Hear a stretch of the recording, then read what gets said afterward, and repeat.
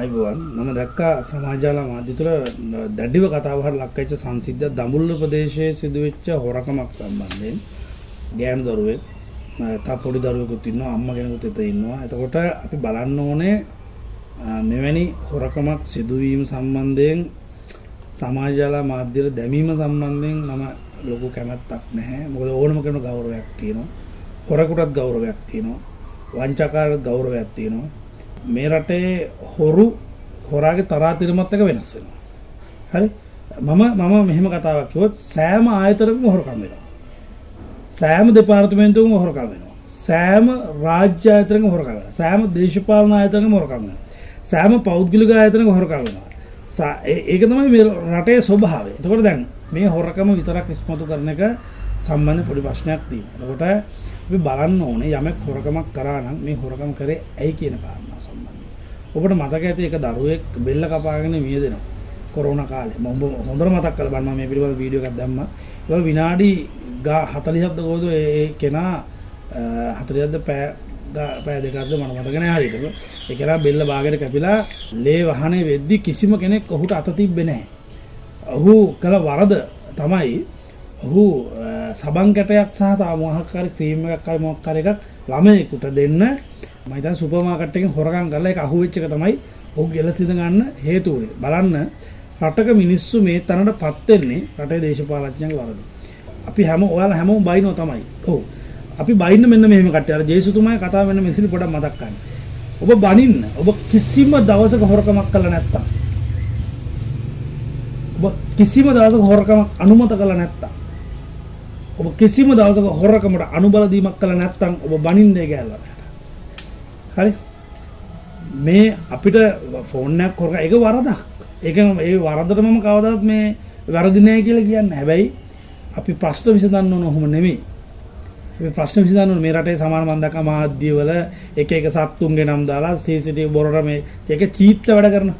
ඒ චීත්ත වැඩ. ඒතර මේ රටේ කිසිම කෙනෙක් ඔකට විරුද්ධ නඩු පවරන්නේ නැහැ. හැබැයි ඔබ දන්නවද මේකට විරුද්ධ නඩු පවරන්න පුළුවන් මාධ්‍යර කවදාවත් තැන් වල රිංගලා මේ රහස්‍ය තොරතුරු රහසින් පටිගත කරන්න කිසිම නෛතික පසුබිමක් නැහැ. කවුරු එහෙම තියනවා කියලා පුළුවන් නම් මාධ්‍යවේදී එන්නම ඇත්ත කතා කරන්න එහෙම දෙයක් නැහැ. එහෙම දෙයක් නැහැ මේ ලෝකේ. එහෙම කරන්න බෑ. ඒක නීතියක් නැහැ. හරි? දැන් නීති හදලා දන්නේ නැහැ හැබැයි. අතීතේ මමත් මාධ්‍යවේදී මං වැඩ කරන කාලේ අපිට නම් එහෙම තිබුණේ නැහැ නීතියක්. හරි? අපිට මාධ්‍යවේදියෙකුට පුළුවන් වුණොත් ප්‍රසිද්ධිය පටිගත කරන්න, රාජ්‍ය පටිගත කරන්න, චීත්ත වැඩ කරන ස්වභාවය සාමාන්‍ය අපි ගාව නැහැ. ඒක අපේ පුරුදු නැති දෙයක්. ඒ නිසා මේ ප්‍රශ්නේදී මම ආපහුවට ඉස්මතු කරන්නේ ඇය මේ ජංගම දුරකථන හොරකම් කරන්නේ. ඇත්තේ සමහර විට ඇයට ෆෝන් එක ඕන නිසා වෙන්න පුළුවන්. සමහර මේ ෆෝන් එක විකුණන්න වෙන්න පුළුවන්. සමහර විට ගෙදර කන්න නැතිව වෙන්න පුළුවන්. බයික් එකක් පැදලා සමහර තෙල් ටික ගහන්න සල්ලි නැති මිනිස්සු මේ රටේ ජීවත් වෙන්නේ. ෆෝන් එක කතේ පාවිච්චි කරලා කාඩ් එක දාගන්න සල්ලි නැති මිනිස්සු මේ රටේ ජීවත් වෙන්නේ. හරි? මෙන්න මේක හොඳට මතක තියාගන්න. ලයිට් බිල ගෙවා ගන්න විදියක් නැහැ, වතුර බිල ගෙවා ගන්න විදියක් නැහැ, ගෑස් ටික ගන්න විදියක් නැහැ, දර කෑල්ලක් සමහර හොයා ගන්න තැනක් නැහැ, අල බතල කෑල්ලක් හොයා ගන්න විදියක් නැහැ, එළවලු ටිකක් තිබුණොත් ඒකට තුන පහ ටික යොදා ගන්න විදියක් නැහැ. සමහර ලුණු නැතුව මිනිස්සු කන්නේ. කැඳ ටික බොන්නේ ලුණු ටික නැතුව ලුණු ටික ගන්න සල්ලි නැති රටක්. රනිල් වික්‍රමසිංහ මොන බයිලා ගැහුවත් ඇත්ත කතාවක. හරි? ඔය මොකා දේශපාලන රැස්වීම අනන්ත කෝටි ගණන් වියදම් කර තියදී යකෝ ඛණ්ඩ දීපේ ඔය මෙරට මිනිස්සුන්ට එනවා. ඔය සල්ලි වල කෝටි 700ක් 800ක් තියෙනවා නම් මම කෙලින්ම කියන්නේ ජනතා විමුක්ති පෙරමුණ. ඛණ්ඩ දීපල්ලා මගේ රටේ මිනිස්සුන්ට. මේ රටේ ඔය උඹලා දිනනවා අනිවාර්යෙන්. එහෙම වුණොත් මේ රටේ මිනිස්සුන් ඇත්තටම ඛණ්ඩ දීපල්ලා. මේ රටේ මිනිස්සු ඛණ්ඩ නැහැ. උතන හදන්න. එහෙම කරන්නේ නැහැ. කවුරුත් එහෙම කරන්නේ නැහැ. හැමෝම තමන්ගේ පක්ෂය ජයග්‍රහණය කරගන්න එක. මොකද පක්ෂයේ අනුබල දීම තියෙන එංගලන්තේ එංගලන්ත නෝන තමයි අපේ රටේ දේශපාලනය කරන්නේ. ඒ නිසා මතක තියාගන්න දේශපාලඥයෝ කියන්නේ ඔයිටත් වඩා හො. අපි බලන්න ඕන ඔය සංසිද්ධි සිදු වෙද්දී මෙවැනි සංසිද්ධි සිදු වෙන්න මේ මූල බීජය වස්තු බීජය වුණ සංසිද්ධිය මොකක්ද කියන්නේ. එතකොට ඒ දරුවා මම හිතන්නේ මේකට ගන්න නැති අත්තරංගොඩ ගන්න නැති නීතිය ක්‍රියාත්මක කරන්න නැති නීතිය තියෙද්දි රටේ අපි නීතිය අතර ගන්න අවශ්‍යතාවයක් නැහැ.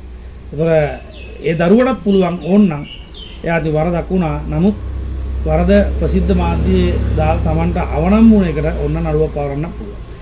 එවැනි දේවල් කරන්න කාටවත් අයිති නැහැ. මම හැම වෙලේම කියන්නේ එවැනි දේවල් එවැනි සංසිද්ධි වලට යන්න එපා. ප්‍රශ්න විසඳගන්න වෙන ක්‍රම පාවිච්චි කරන්න. ඔන්න ඔයනි සංසිද්ධි වලින් තමයි අපරාධකාරෝ බිහි වෙන්නේ.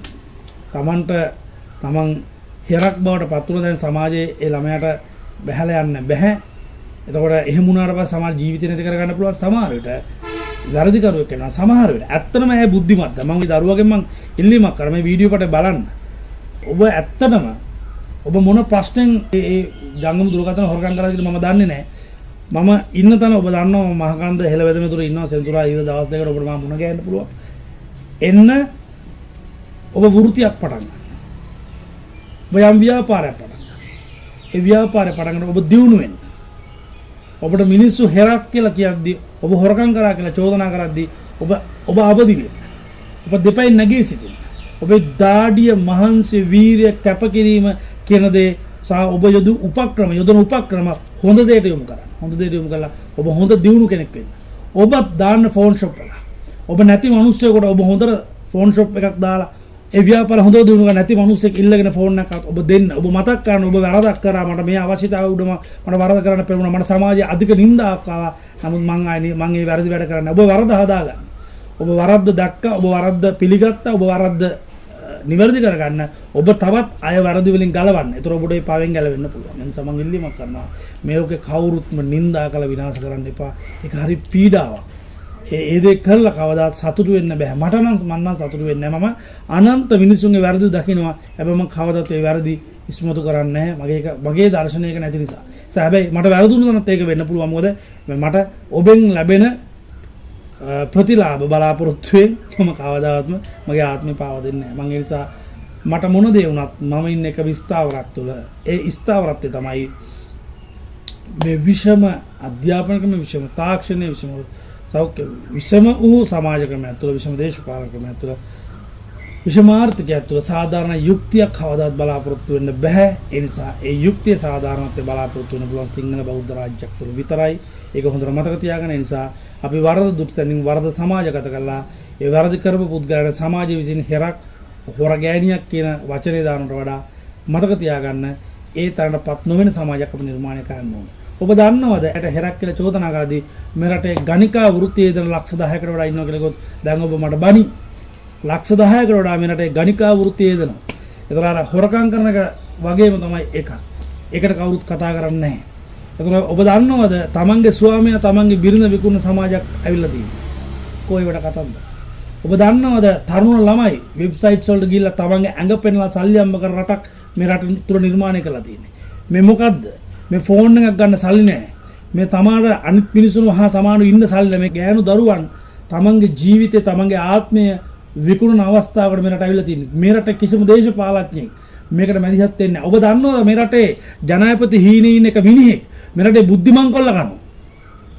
මම කියනවා ප්‍රසිද්ධ ලංකාවේදීම අපි ගහලා පන්නලා දාපු දේශපාලන පක්ෂයක ඊළඟ ජනාධිපති අපේක්ෂකත්වයේ බලාපොරොත්තුෙන් ඉන්න මිනිස්සෙක් හරි මිනිසුන්ගේ බුද්ධිය මංකොල්ල කරනවා. කෝටි ගණන් වල බුද්ධිය විකුණන වැඩ පිළිවෙල හදලා තියෙනවා. හැබැයි කවුරුත් මේවා කතා කරන්නේ නැහැ. ඒවා මහා ශ්‍රේෂ්ඨ හොරකම්. හැබැයි ඒ හොරුන්ට හොරෙක් කියලාවත් කියන්නේ නැහැ. ඇයි මේ? හරි? ඔබ මතක තියාගන්න. අර ඔය ෆෝන් එක රුපියල් 30000ක් ගැන අපි කතා කරද්දී බිලියන ගණන් වලින් හොරකම් කරන මිනිස්සු මේ රටේ ඉන්නවා. හැබැයි ඒවා කවුරුත් හෙළිදරව් කරන්නේ නැහැ. ඒවට විරුද්ධව කතා කරන්නේ නැහැ. එපා මේ දේ කරන්න. මේක හරි අසෝබනයි. ඒ වීඩියෝ කරපු මල්ලි බොහොම පැහැදිලිවම කියනවා. ආමුදාවත් මේ වගේ දේවල් කරන්න එපා. මින් මතොර මේ වීඩියෝ එක බලන හැම තැනක හැමෝටම කරන එකම ඉල්ලීම කවමදාවත් කෙනෙකුට නින්දාවක් වරදක් කරා. ඔව් ඒක හරි. ඒක පිළිගන්න. හැබැයි ඒ වරද කරේයි කියලා බලලා ඔවුන් ඒ වරද මුදවන්න කටයුතු කරන වරදට පීඩා කරලා ඒ පුද්ගලයාගේ ජීවිතේ නැති කරන දඬපත් කරන්න එපා. ඒක සිංහල බෞද්ධ සමාජ ක්‍රමයට විරුද්ධයි. ඒ නිසා මං ඉල්ලීම කරන නැවත වතාවක් ඒ දරුවගේ ෆෝන් එක හොරකම් කරා කිව්ව දරුවගෙන් කරුණාකරලා පුතේ ඔබට සල්ලි නැත්තම් ඔබ එන්න මං උපදෙස් දෙන්න මට සල්ලි නැහැ. ඔබට උපදෙස් දෙන්න. ඔබ පටන් ගන්න ව්‍යාපාරයක්. ඔබ ධනපතියෙක් වෙන්න. ඔබට හීන ඇති. ඒ හීන ඔස්සේ ඔබ යන්න. හැබැයි හීන ජයග්‍රහණය කරන්න හොරකම් කරන්න පෙළඹෙන්න එපා. ඒ වගේම මේ රටේ විශ්වවිද්‍යාලවල දරුවෝ කොළඹ සමාජයේ විශ්වවිද්‍යාල දරුවෝ ගණිකා වෘත්තියේ දෙනවා. ඒවා නවත්තන්න. අහිංසක තරුණ ළමයි තමන් ඇඟ පෙන්නලා සල්ලි හොයනවා. මේ රටේ දෙමව්පියන් පිළිබඳ දැනුවත්කමක් නැහැ. ඩොලර්ස් පිටින් තමන්ගේ account එකට වැටෙන්නේ කොහොමද කියලා මේ දෙමව්පියෝ හොයන්න. මේවා නවත්තන්න. පුතේ මේ මාතෘත්වය විකිනෙන්නේ. මේ මාතෘත්වය නැති වෙන්නේ. මේ මාතෘත්වය අපිට අහිමි වුණාට පස්සේ මේ ජාතියක් වශයෙන් අපිට ගොඩනගෙන්න බෑ. මේ රට බිඳ වැටෙනවා. මේ රට බිඳ වට්ටන්නටයි තමයි සමහර කට්ටිය කියන්නේ ඔය ගාල්ලේ ඉඳලා අපි හෙළුවැල්ලෙන් කෙල්ලෝ ගේන්න ඕන කියලා. මොකද නටවන්න ඕන කියලා. ඒ තමයි මේ රටේ දේශපාලඥයාගේ ස්වභාවය. මොදුන් මේ ජාතියට ආගමට වෛර කරන නිසා. ඒක තමයි අනිත් මිනිස්සු කියන්නේ. මම හිතන බැසිල් රාජපක්ෂත් මේක ගේන්න හදව ගණිකාව නීතිගත කරන්න ඕන කියලා. ඒක තමයි දැන් ඔය මේ මිනිස්සු ඒ කට්ටියට කරන්න බැරි චිත තමයි අනිත් පැත්තෙන් අනිත් මිනිස්සුන්ට සල්ලි ගෙවක හරි කරන්නේ. නැත්තම් ඔය විදිහේ දේවල් වෙන්න බෑනේ. ඒතකොට මෙවැනි දේවල් අපේ රටේ සිදු වෙන්න දෙන්න එපා. මේ මාතෘත්වය විකිනෙන්න දෙන්න එපා. මේ මාතෘත්වය විනාශ කරන්න දෙන්න එපා. කෙනෙක් ආදරෙන් බැඳෙන්න ප්‍රශ්නයක් නැහැ. ආදරෙන් බැඳ ඕන වරදක් කරගන්න ඒක ප්‍රශ්නයක් නෑ. ඒක ඔවුන්ගේ මේ කර්මය. ඒක අදාළ කරගන්න බෑ. හැබැයි මේ වගේ දේවල් මුදලට විකින්න සමාජය නවත්තන්න. හොරකම් කරන එක නවත්තන්න. ඒ නිසා මේ හොරකම කියන දේ නවතින්න ඕනේ. හැබැයි හොරකම නවතින්න සමාජයේ විසම සමාජ ක්‍රමයක් රට වෙනස් වෙන්න ඕනේ. අන්නේ දේ වෙනස් කරන්න ඔබ සියලු දෙනාම එකතු වෙන්න. මම කොතනක හෝ ඉඳලා මේ සියලු දේ බලාගෙන ඉන්නවා ඔබ දිනනකයි. මිනිස්සු අපිට නිඳා කරනවා අපෝ අපි යාරතරා ජාතිවාදීක අපි යාරතරා දන්නවා අපි දන්න කට්ටිය වැඩ කරන්නේ. බලයේ තියෙන කට්ටිය වැඩ කරන්නේ. හරි කැමති. මට මා විවේචනය ගන්න පුළුවන් තරම් විවේචනයක තමන් වැඩ කරා. තමන් නිකන් ඉන්න එපා. මගේ ළඟ ඉන්න මිනිස්සු කඩා ගන්න එපා. තමන් අලුත් පිරිසක් කඩා ගන්න. තවත් කෙනෙක් විවේචනය කරලා පිරිස හදන්න අවශ්‍යතාවයක් නැහැ. නිසා හැමෝම එකතු වෙන්න ඕන වෙලාවේ මඟ හැරලා යනවා නම් මිනිස්සු අපිට කරන්න දෙයක් නැහැ. හැබැයි අමතක කරන්න එපා. කවමදාවත් මම පරදීන්නේ නැහැ.